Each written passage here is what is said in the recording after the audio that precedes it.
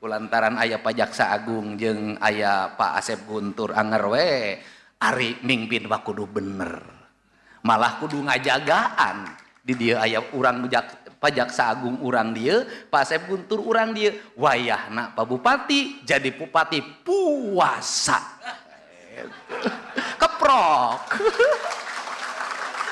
cicing nu deket kudu ngajagaan kudu ajrih kade ulah aya di dia kajadian sing jarauh atuh salajengna ngaturkeun nuhun deui wae urang dieu teh lain ukur boga jenderal aya jadi panglima korps marinir urang dieu kan kamari 23 gugur anggotana di Cisarua urang dieu sahade urang dieu pengusaha baheula mah tukang kecap bapana teh ya keluarga besar Erick Thohir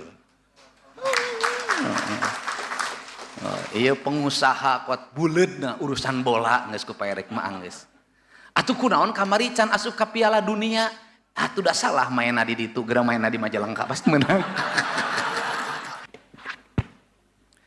Assalamualaikum warahmatullahi wabarakatuh. Sampurasun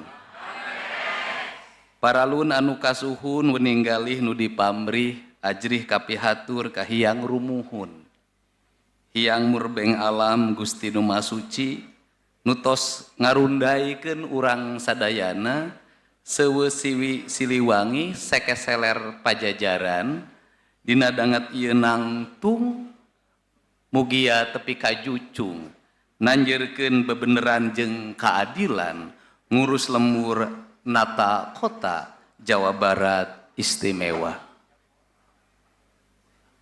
ajrih kapihatur da ieu teh judulna ge pan milang kala ari milang teh ngitung ari kala teh waktu ceuk bahasa Indonesia nama ulang tahun hari jadi kulantaran kitu urang ngagem ajaran milang kalama nanjeurkeun ajaran karuhun ngarundaikeun carita sajarah sindang kasih jeung Nyi Ambet kasih oke mantak ge lamun urang Majalengka seueur dipi ka deudeuh seueur dipi ka welas seueur dipi ka asih payu kulantaran turunan Nyi Ambet kasih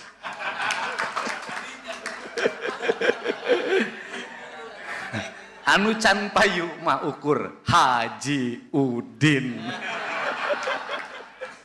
ti Pajajar kulantaran kitu ciri hiji daerah anu gaduh seueuh siwi Siliwangi sekeseler Pajajaran biasana anak incuna nalanjeur mantak ke ayeuna teh Indonesia teh nuju manggung teh urang Talaga mantakeun ngaranna Talaga Manggung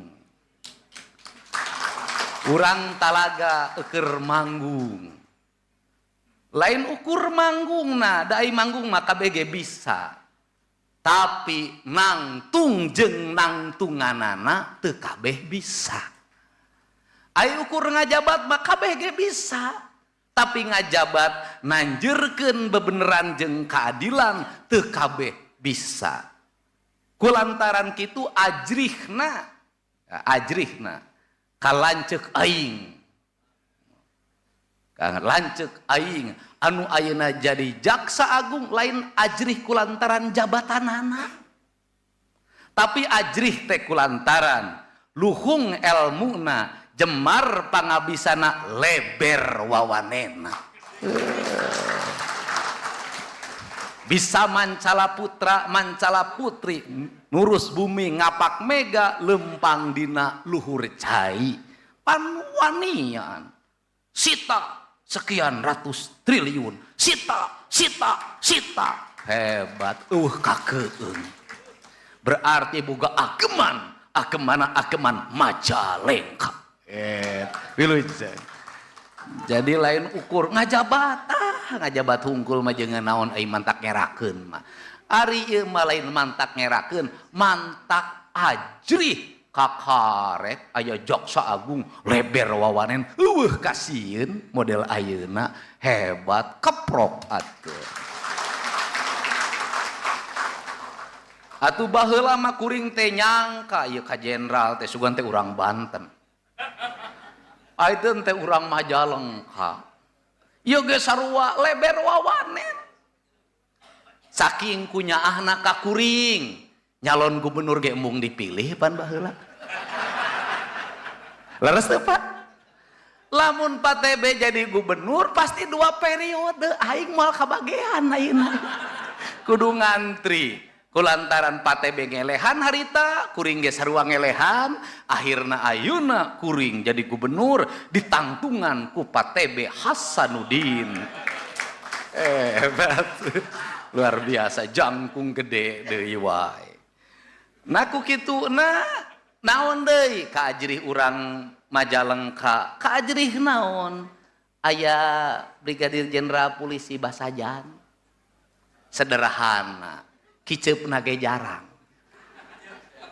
ngomong nage jarang, tapi kawanina tandang jurit, teu eleh kusaha wae oge, nanjeur tepi ka ayeuna, ieu Pak, ieu kuring mah apalna teh eta we boga kelompok bagong mogok cenah, apalna baheula keur kuring jadi bupati, aya Kapolres. Gawe nate nyeunan imah rakyat miskin. Pak Asep Guntur. Kunaon dipikasieun? Asep nama biasa we, Guntur nu bahaya. Pikasieun mun baheula mah ngawangunan imah rakyat miskin, ayeuna newakan jelema nu sarakah, nu ngabalukarkeun kemiskinan teu turun-turun. Gitu. Tapi Pak Bupati ulah legeg, kulantaran aya Pak Jaksa Agung jeung aya Pak Asep Guntur anger we, ari mimpin mah kudu bener. Malah kudu ngajagaan. Di dieu aya urang Pak Jaksa Agung urang dieu, Pak Asep Guntur urang dieu. Wayahna Pak Bupati jadi bupati puasa. Keprok. Cicing, nu deukeut kudu ngajagaan, kudu ajrih kade. Ulah aya di dia kajadian sing jarauh. Atuh salajengna ngaturkeun nuhun deui wae. Urang dieu teh lain ukur boga jenderal, aya jadi Panglima Korps Marinir. Urang dieu kan. Kamari 23 gugur anggotana di Cisarua.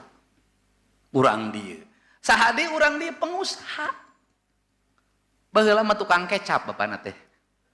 Ya, keluarga besar Erick Thohir. Iya pengusaha kuat buleudna urusan bola geus ku Pak Erick mah geus. Atuh kunaon kamari can asup ka Piala Dunia? Atuh da salah maenna di ditu, geura maenna di Majalengka pasti menang.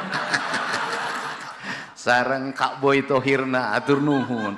Urang Majalengka jadi pengusaha. Kulantaran jadi pengusaha pan ayeuna nu berkembang di Jawa Barat dan tadi enjing terus di WA ku Helmi Yahya sudah berhasil cenah geus datang ka Guangzhou engke tanggal 22 para pengusaha Cina rek datang deui investasi di kawasan Rebana. Nah, ieu teh geus sagala boga engke sore kuring jam 4 amprok jeung kasau nyaritakeun Kerta Jati. Kerta can jati-jati. Boga aya deui wae, disebut di wae, kudu masang genteng ayeuna sa Indonesia. Unu beunghar sakedeung di urang Jatiwangi. Abeh Majalengka. Nek nyarita di we, dihareup di alun-alun aya tukang sorabi geulis, urang Majalengka. Ari duda mah meunang. Geulis tukang sorabi teh. Geus beres lah. Geus asa kitu pidatona nya. Tadi dititah bahasa Sunda teu da aing nyarita teh. Atuh salajengna nu sami linggih ka pihatur sadaya kuwu kabeh aya kuwu. Karunya kuwu teh geus mingkin kuru we. Sing semangat. Keun bae duit nurun ge. Nu penting mah makmur desana. Keprok. Camat aya camat. Lurah aya, eselon 2 aya kabeh, tunjangan kinerja geus naik encan, boro-boro naik, pan duitna ge turun. Sadaya nu sami linggih jajaran pimpinan DPRD, dulur-dulur simkuring di DPRD Provinsi Jawa Barat, haturan. Aduh, iya teh, ngeunah di orang Majalengka mah. Alus nasibna teh. Boga anggota DPRD provinsi untung we.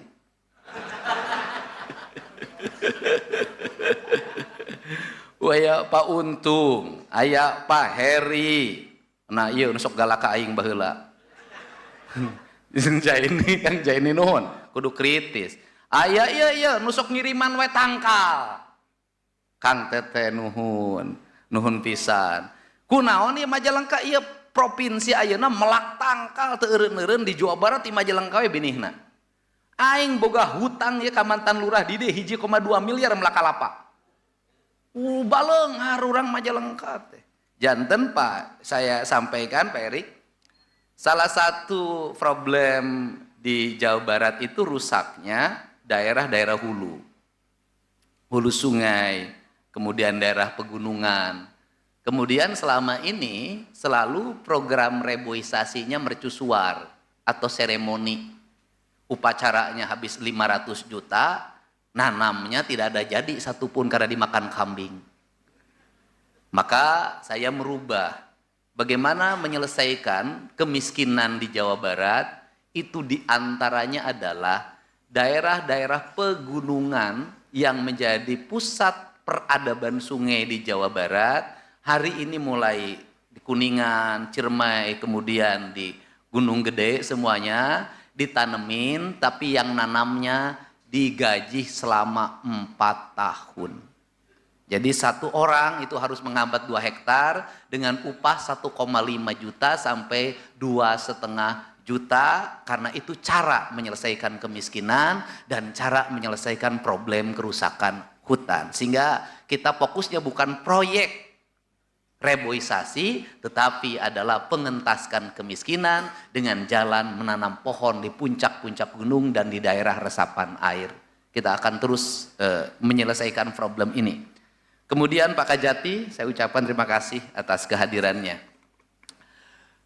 Kemudian semua yang hadir, ini anggota DPR RI sahabat saya, sejak lama, hatur nuhun, juragan bola, nuhun pisan, bager pisan. Dina danget ieu teh pan urang sami-sami keur menekung kanu agung ngaberantang kanu maha kawasa mudasmedi hayang widi. Kunaon nyarita kieu? Ajaran Jawa disebutna papat kalima pancer sangkan paraning dumadi. Kadituna kanu kamarifatanana manunggaling kaula Gusti. Manajemen politikna manajemen politik kekuatan. Bentuk kejayaanana pakarang, dijieuna tinu logam. Peradaban Sunda teh gaduh papat kalima pancer. Ari papat teh naon? Ari papat teh opat.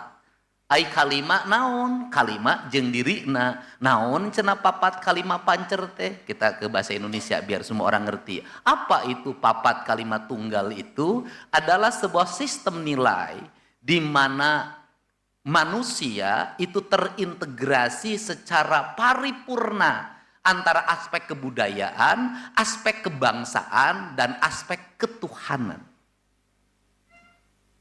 Jadi nilai ajaran leluhur kita itu selalu mengajarkan 3 hal. 1, budaya. 2, bangsa. 3, tauhid, ketuhanan. Tidak dipisahkan, tidak sekuler. Maka apa unsurnya? Unsurnya itu adalah tanah, air, udara, matahari. Maka komponen itu bersenyawa dengan nyawanya manusia, maka dia membentuk yang disebut dengan manusia Indonesia seutuhnya. Bahasa Sunda, rawayan jati. Bahasa Islam, insan kamil.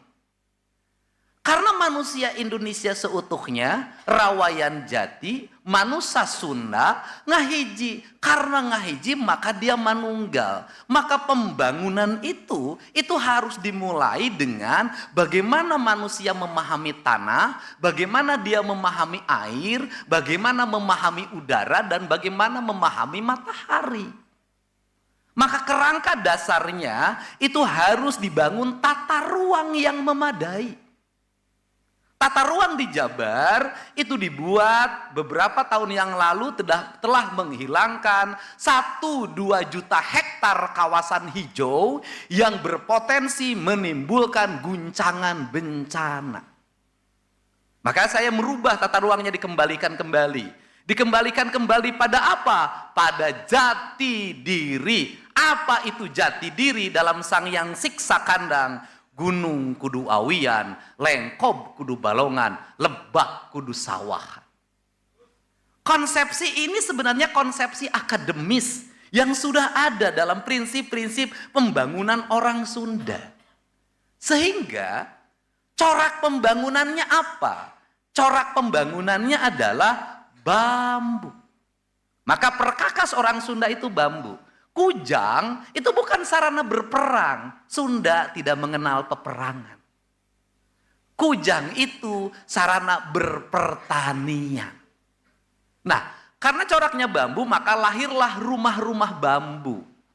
Karena lahirlah rumah bambu, maka apa yang terjadi dalam peradabannya, Sunda terbebas dari bencana. Karena peradabannya bambu. Nah, dalam konsep ini apa yang mesti dilakukan oleh Majalengka?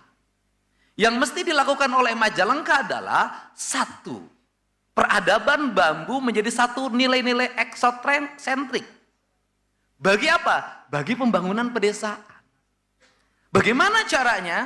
Daerah-daerah pegunungan, daerah-daerah aliran sungai, daerah-daerah yang menjadi pusat sumber-sumber daya air, pemerintah daerah segera membangun kampung-kampung yang memiliki nilai estetik pedesaan.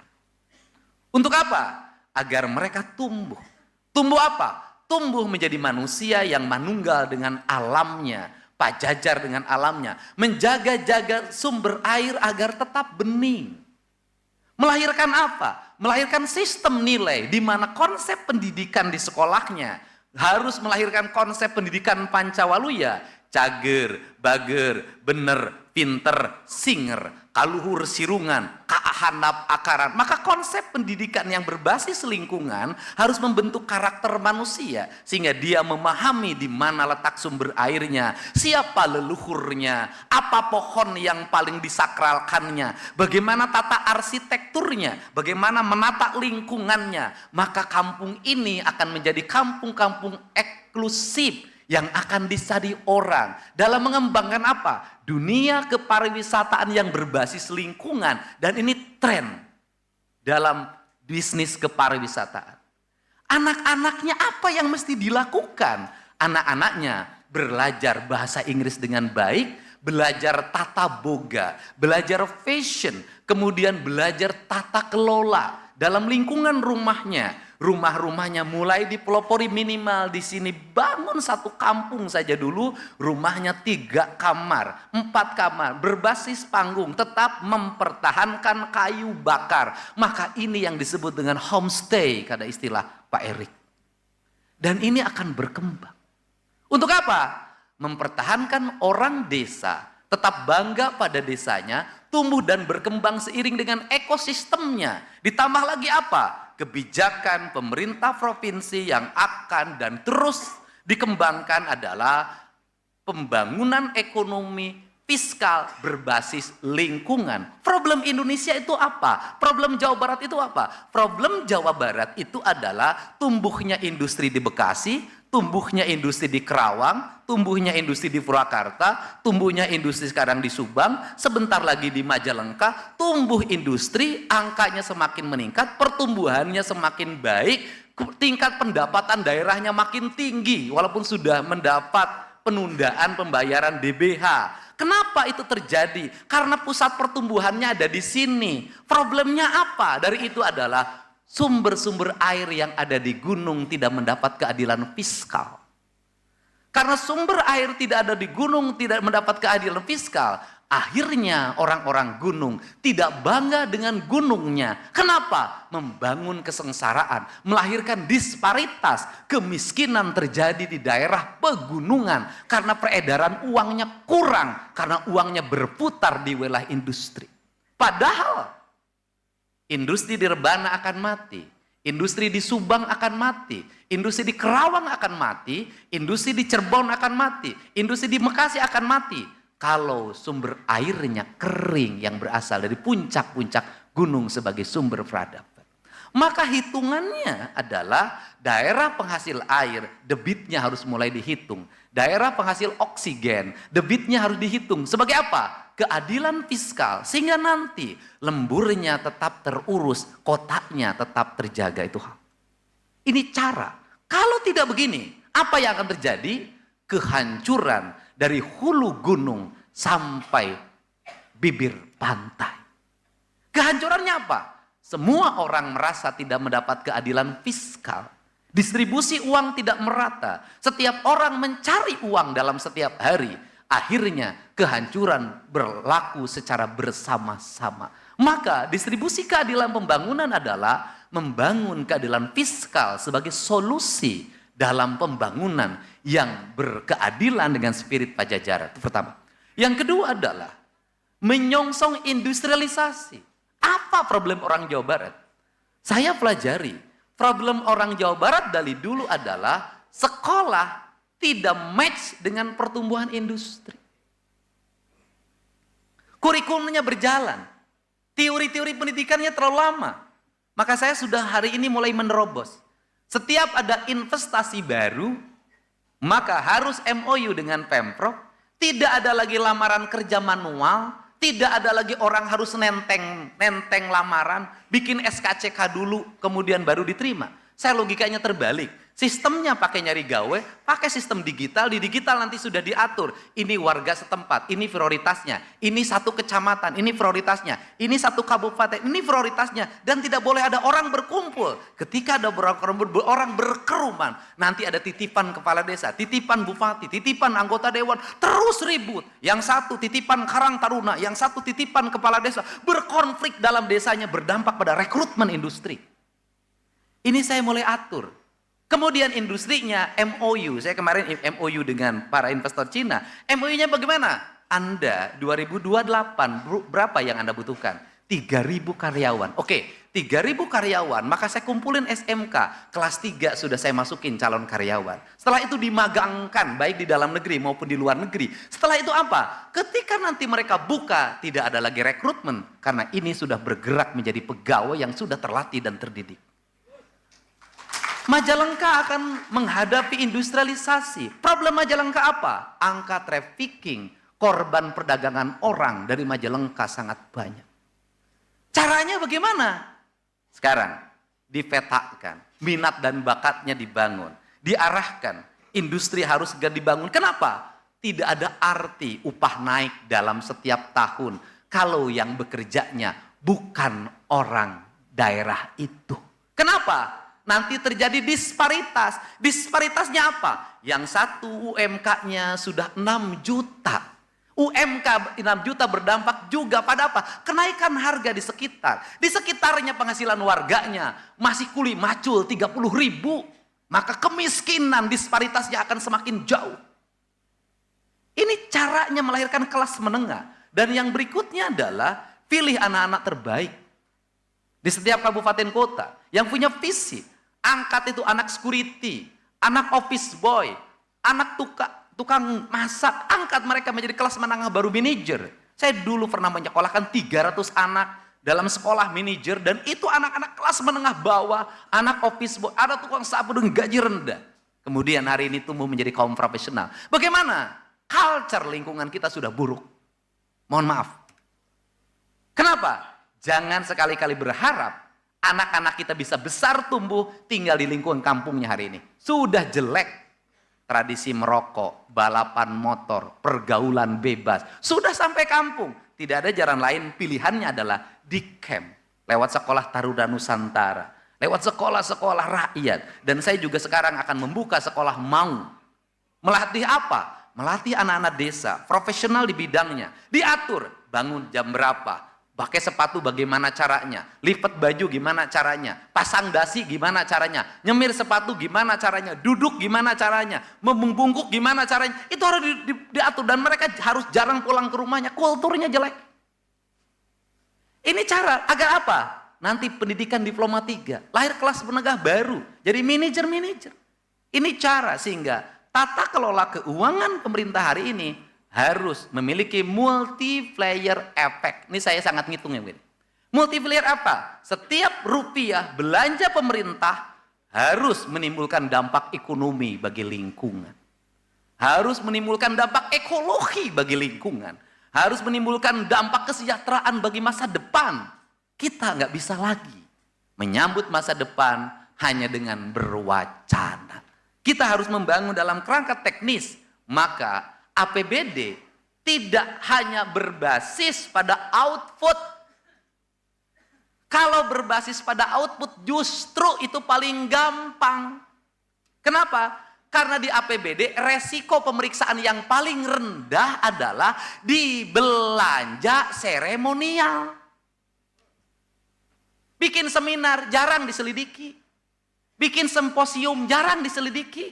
Kumpul-kumpul jarang diselidiki. Bangun jalan yang sering diselidiki.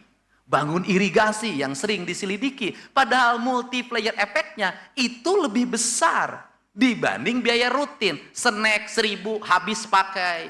Barang habis pakai. Jarang menjadi objek pemeriksaan. Sehingga dulu para birokrasi lebih memilih ini. Kenapa? Batikna aya dipariksa tara. Benar nggak? Nah, kemudian saya tetap, namanya birokrat, saya coba menggeser seluruh belanja itu yang memiliki multiplier efek ekonomi dan investasi. Apa itu? Infrastruktur. Infrastrukturnya harus bagaimana? Infrastrukturnya harus berkualitas, jangan asal. Kenapa? Malu kita sebagai bangsa, bangunan Belanda masih kokoh. Maunya bangunan menangin urang ngeserugrung era. Maka jalan berkualitas. Di jalan harus ada garisnya. Makanya beda jalan provinsi hari ini. Pinggir dengan pinggirnya kuning, tengahnya putih. Itu pasti jalan provinsi. Kemudian apa lagi? Drainasenya. Setelah itu apa lagi? Bangunan penunjang, pos pengawas keamanan, CCTV. Setelah itu apa lagi? Petugas kebersihan. Per kilometer jalan provinsi sekarang 1 petugas kebersihan dengan upah UMK rata-rata 4,2 juta. Untuk apa? Membangun multiplier efek ekonomi. Untuk apa? Agar orang bekerja mendapat upah yang layak. Ini cara. Nah setelah itu apa? Sungai. Infrastruktur jaringan air sungai. Danau, kata orang Sunda begini. Heug urang tenden di handelem hieum gesan sampereun cag urang tunda di hanjuang siang gesan araeun paranti cokop bawaeun dituruban kumandepun di wadahan cupu manik astagina dibuka anu ngaliwat anu weruh kasemuna anu apal kabasana anu ranci ngasrasana anu rancage hatena futa-futu tigang eu begawan sawidak lima nu hayang dilalakonkeun. Peradaban Sunda itu apa?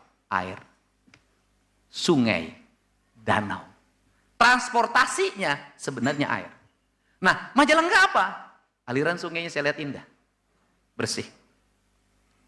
Konsepsinya bagaimana? Konsen Pak Bupati, BBWS, PJT, PSDA ke sungai. Saya akan mengerahkan terus menambah angka belanja untuk pelebaran sungai dan pengerukan sungai serta pembersihan sungai. Setelah itu apa lagi? Kembangkan di sampingnya penataan bibir sungainya. Pasang lampu-lampu yang baik. Di Bekasi tahun ini kayaknya sudah bisa. Ide saya dengan wali kota terwujud, Kalimalang berubah menjadi tempat wisata hari ini. Saya minta nanti di Majalengka dengan aliran sungai yang besar, itu juga bisa menjadi nanti ada rumah makan terapung, ada jet ski, kemudian menjadi pusat pertumbuhan ekonomi kepariwisataan. Sungai, setelah sungai apa lagi? Nanti sawah. Sawahnya bagaimana? Ditata. Saung-saungnya dibikin yang baik. Galangan-galangannya ditata dengan baik. Kenapa? Ini adalah pusat. Lembur Pakuan, tempat kampung saya, kunjungannya hampir Per bulan hampir 40.000 orang. Hanya apa? Orang hanya datang ke sawah, lihat sawah, makan di sawah. Ini nilai. Untuk itu maka terakhir saya katakan, itulah yang disebut dengan Sunda. Yaitu sebuah nilai peradaban yang mengajarkan tentang peradaban matahari dan peradaban bulan. Semuanya bersatu menjadi satu kesatuan nilai. Purnama saja kita melupakan. Padahal purnama bisa dibuat menjadi peringatan. Bagaimana bikin Pak Bupati satu desa. Desanya di pinggir gunung. Ketika purnama matinya listriknya dimatikan. Maka sinar purnamanya terang. Orang akan berbondong-bondong datang menjemput purnama. Dan bulan itu yang paling ditunggu. Terutama oleh ibu-ibu. Karena ibu-ibu suka gelisah kalau telat bulan. Nah itu ini. Nah ini orientasi sehingga dalam konsepsi ini pembangunan kepariwisataan itu adalah puncak. Puncak dari apa? Dari pembangunan infrastruktur, dari pembangunan ketuhutanan, dari birokrasi yang tertata. Pak Bupati bikin birokrasinya bajunya khas. Pada hari tertentu sehingga orang datang melihat birokrat. Kemudian dari kebersihan yang tertata dengan baik dan terkelola. Serta etika masyarakat yang terbangun. Sehingga Gemah Ripah Repeh Rapi, Jawa Barat istimewa, dan kemudian kalau di Majalengka langkung sae, akan terwujud. Majalengka boga sagalana. Boga gunung, boga walungan, boga industri, boga pusat industri pertahanan dalam negeri kisah kedendri, boga Kertajati, boga PAJA, boga Deputi Penindakan, boga Menpora, boga pengusaha, boga komandan marinir, sagala aya, sagala nyampak. Bagea Milangkala Majalengka, Apanjang, Apunjung, Nanjung, Dugika, Jujung. Itulah penjelasan saya terakhir bahwa bagi orang Indonesia, bagi orang Sunda, bertuhan itu satu kesatuan. Jadi orang Indonesia sejati, maka dia menjadi insan yang sejati. Jadi insan yang sejati, jadi ihsan yang sejati, dia sudah menjadi orang Indonesia yang sejati. Jadi orang Sunda yang sejati, karena nilainya sama. Untuk itu saya ucapkan terima kasih. Hapunten anu kasuhun bilih kalangkunganan, luhur saur bahe care, neda agung cukup lumur, neda jembar pangampura. Cag, wallahu muwaffiq ila aqwamit thoriq. Assalamualaikum warahmatullahi wabarakatuh. Sampurasun. Salajengna dihaturanan kasesepuh urang sadayana, tokoh nasional, pupuhu Kejaksaan Agung, kanggo masihan beantara Pangjajab Milangkala Majalengka. Prak.